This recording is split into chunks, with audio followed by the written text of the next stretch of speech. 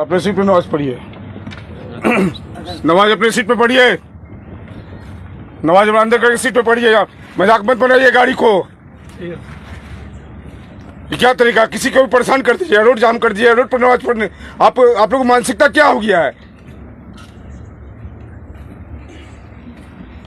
नमाज पढ़ने का आप नमाज पढ़ रहे हैं तो आप ऐसा कीजिए कि किसी को परेशानी नहीं हो।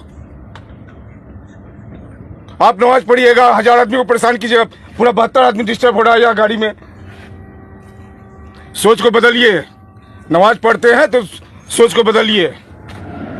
नमाज पढ़ने के लिए आप इधर पढ़िए ना जब नमाज। ये यहाँ पढ़ने में क्या हो रहा है आप लोग को? ये बीच में जो गैप है वहाँ पढ़ने में क्या हो रहा है?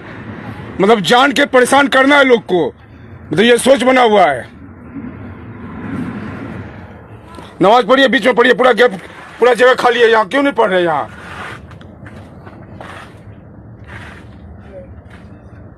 हम अपने गाड़ी में ऐसे नहीं होने देते हैं। आप इसके लिए जो करना है, आपको जो करना है कीजिए। और नहीं मानिएगा तभी कंट्रोल मैसेज करके हम आरटीओ बुलाएंगे। अभी रास्ता पर नमाज पढ़ने नहीं देंगे हम। आप बीच में पढ़िए नमाज, अंदर पढ़िए। 6 सीट के बीच में पूरा जगह 2 आदमी नमाज पढ़ सकता है।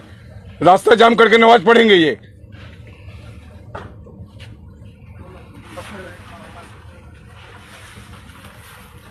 ऐसा कभी भी मत कीजिए कि किसी को परेशानी हो उससे।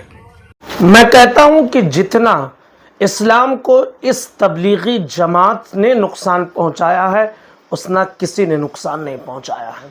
इस तबलीगी जमात ने जितना बदनाम मुसलमानों को किया है उतना किसी ने नहीं किया है। इसलिए इस तबलीगी जमात को मैं अक्सर व बेशतर तकलीफ़ी जमात कहता हूं। अब आप देखें कि ट्रेन में जो दोनों तरफ सीट और बीच में जो गली रास्ता होता है, उस रास्ते में खड़े होकर ये नमाज अदा कर रहे हैं। मैं तो कहूँगा कि ये जो टीटी थे ये अच्छे सूझबूझ वाले थे कि इन्होंने समझाया। अगर कोई संगी जहन का होता तो आप ज़रा सोचें कि पूरे बोगी में किस तरह का हंगामा बरपा होता और किस तरह के वहाँ पर बवाल होते और किस तरह के झगड़े और लड़ाई की नौबत आते। ये जाहिल लोग ऐसे हैं कि कुर्ता पैजामा पहन लिए और चपटी टोपी लगा लिए और माथे पर रगड़ रगड़ कर निशान बना लिए तो अपने आप को बहुत बड़ा नमाजी समझने लगते हैं। इन्हें मालूम ही नहीं है कि हदीस में है क्या, मसाइल हैं क्या। क्या इनको ये नहीं बताया जाता है कि जो मसरूफ रास्ता हो, कि जिस रास्ते से लोगों का गुजर हो, उस रास्ते पर नमाज पढ़ने से मना किया गया है।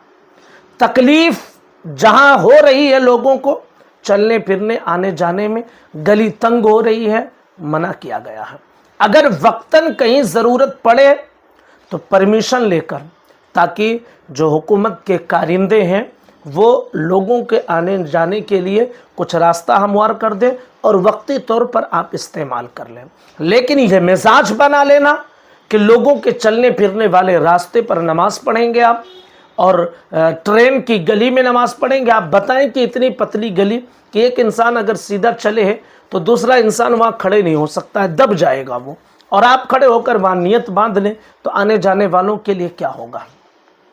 तुमने यही समझा है कि बस नमाज पढ़ो, नमाज पढ़ो, नमाज पढ़ो। नमाज की अहमियत को जाना कहाँ है तुमने?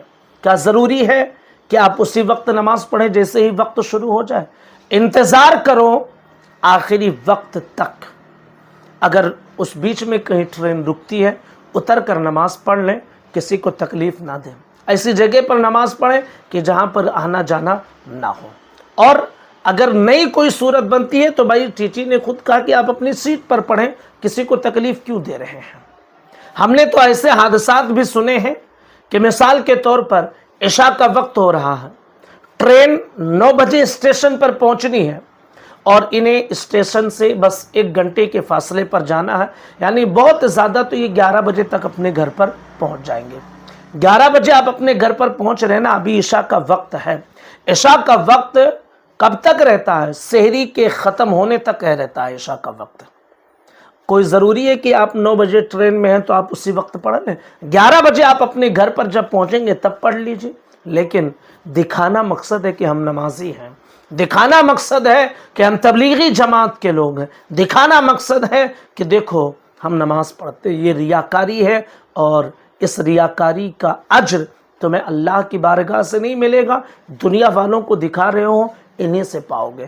تکلیف دے کر آپ کسی کو کبھی اچھا انسان نہیں بن سکتے ہیں۔ ہمیں اسلام نے جہاں مسلمان بنایا ہے وہیں ایک اچھا انسان بھی بنایا ہے، تو مسلمان ہونے کے ساتھ ساتھ اپنی انسانیت کی بھی فکر کیا کرو۔